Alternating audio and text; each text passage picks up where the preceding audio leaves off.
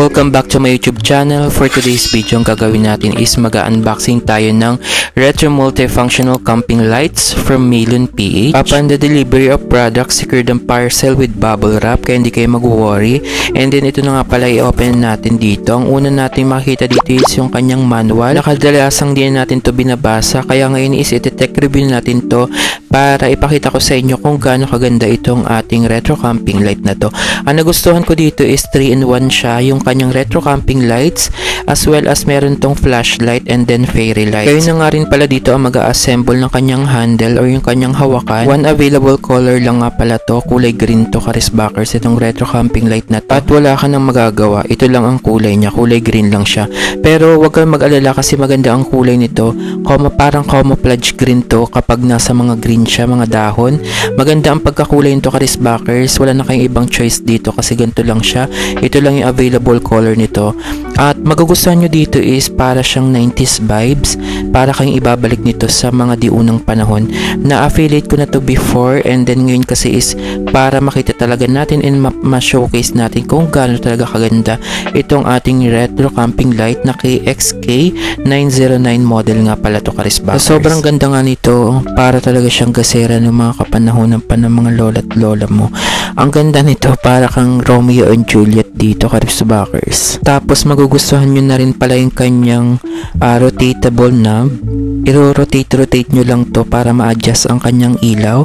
By the way, ito nga palang retro camping light na to is hindi lang pala siya 3-in-1, 4-in-1 na rin pala siya kasi pwede nyo na pala itong maging power bank kasi mayroon tong port dito na pang power bank and kung emergency na talaga, very useful to kasi makakapag-charge tayo. And Type-C na rin nga pala to Karisbackers, rechargeable. And with 4,000 mAh of battery capacity, ang pinaka-low light nito is magagamit nyo ng 120 hours. Ang pinaka-malakas na ilaw, magagamit nyo naman ng 4 hours. Bukod dyan, meron tong secret flashlight sa ilalim. Goods na lalo na for emergency. At kung naabutan ka naman ng masamang panahon sa pagkakamping mo sa mga bundok, huwag ka mag-alala kasi waterproof to with IP44 na siya kaya hindi ka mag-worry mabasa ito ng ulan. Bukod dyan, itong itsura ng kanyang string lights. Natuwa nga ako dito kasi sobrang haba ng string lights nito. With 15 meters, available color ng kanyang string lights is 3 color siya.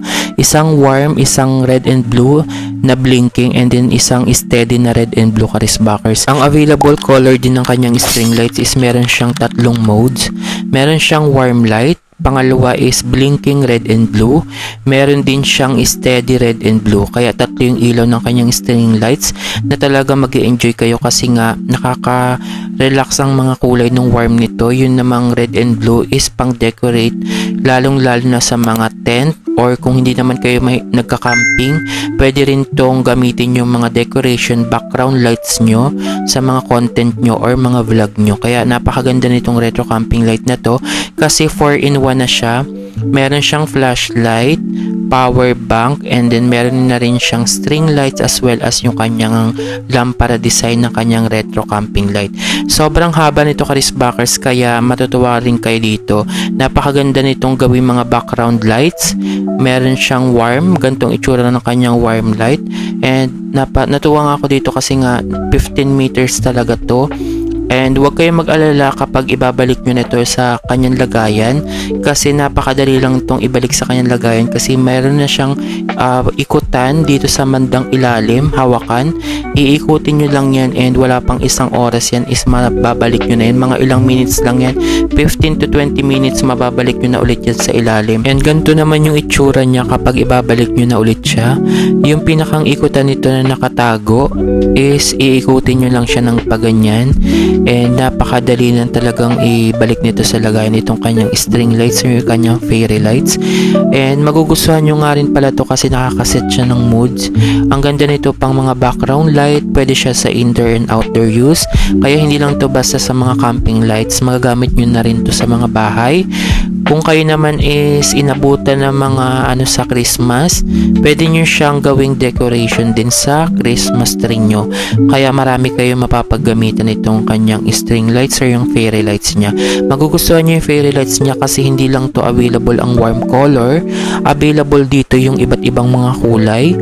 Available dun ang blinking and steady lights. Kaya pwede siya sa mga Christmas tree na rin. Ito na nga Karisbackers at ibabalik na natin siya sa pinakalagayan ng kanyang retro camping light. Kaya nga ito na talaga ang tinawag na multifunctional retro camping light kasi napakadami niyang purpose na mapapaggamitan and napakatagal na talaga nitong malobat. Na-testing ko na ito mga 3 days buhay pa siya kasi yung gagamitin nyo dito is yung pinakang low light niya. And yung price pala nito is, ang original price niya is 1,500. Kapag naka-sale to is makukuha nyo siya around 800 pesos. Sulit na sulit sa price niya kasi nga multifunctional na siya.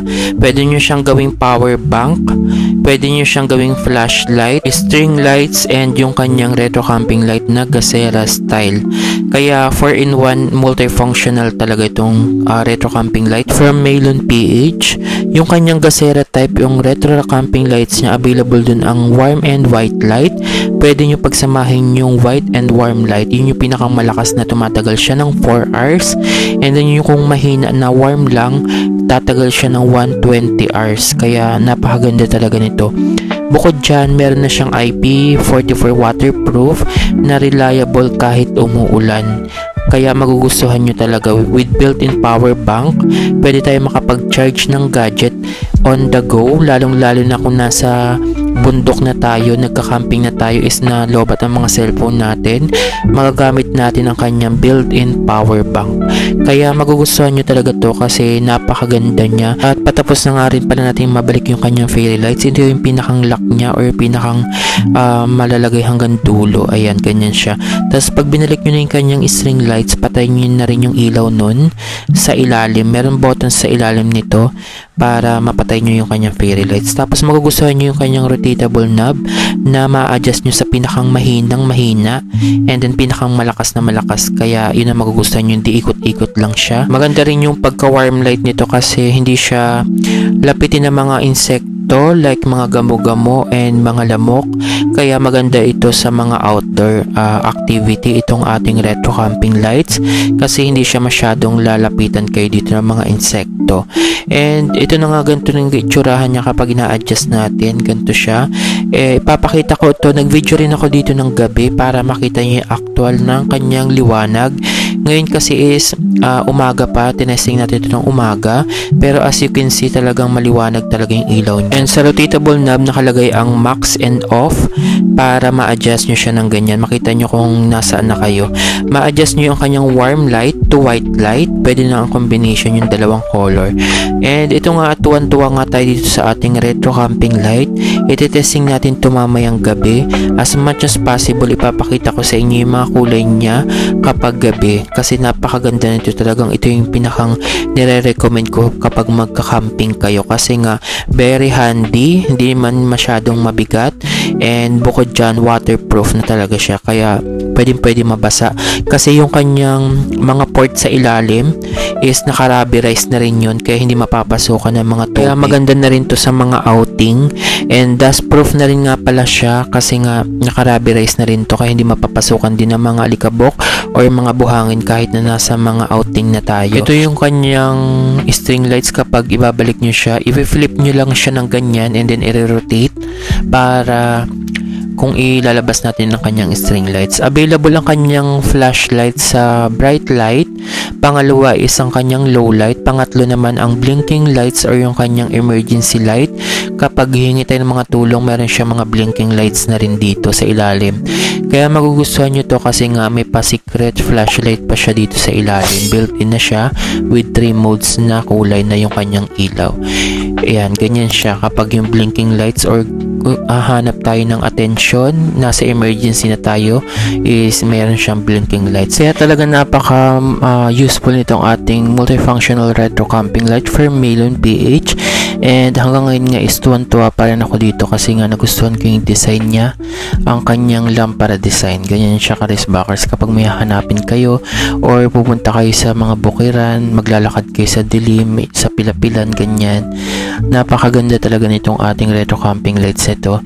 And napaka-secure pag dumating ang mga parcel nyo kasi nga maganda ang pagka-bubble wrap.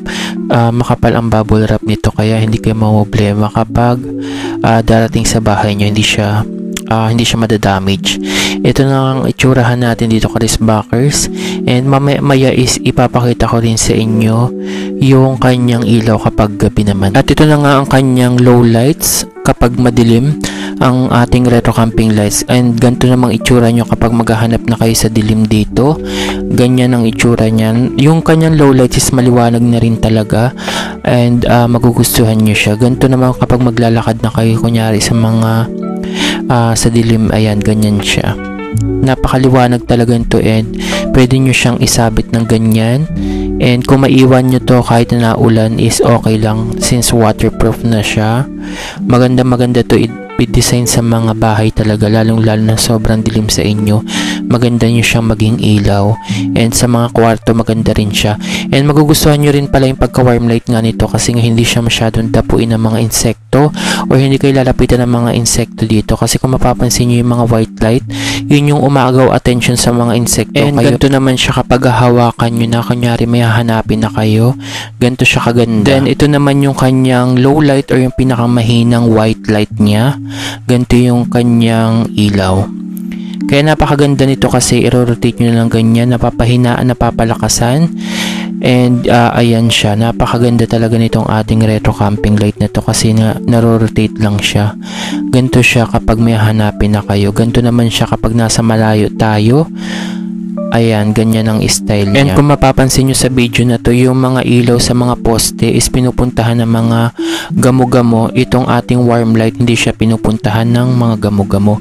And kung umuulan naman, hindi tayo mamproblema kung umuulan kasi waterproof na rin to.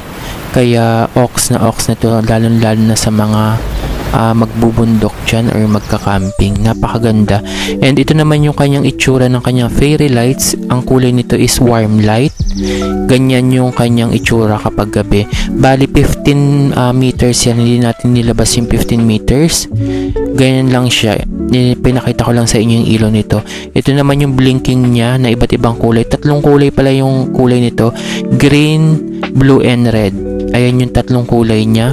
And then ito naman yung steady lights ng kanyang fairy lights. Kaya nga kung nagustuhan mo rin yung gantong retro camping lights, good for emergency, indoor and outdoor use, ilalagay ko sa description box ang kanyang yellow basket para makapag-check out ka sa official store ng Melon PH. And kung may mga katanungan pa kayo, comment down below.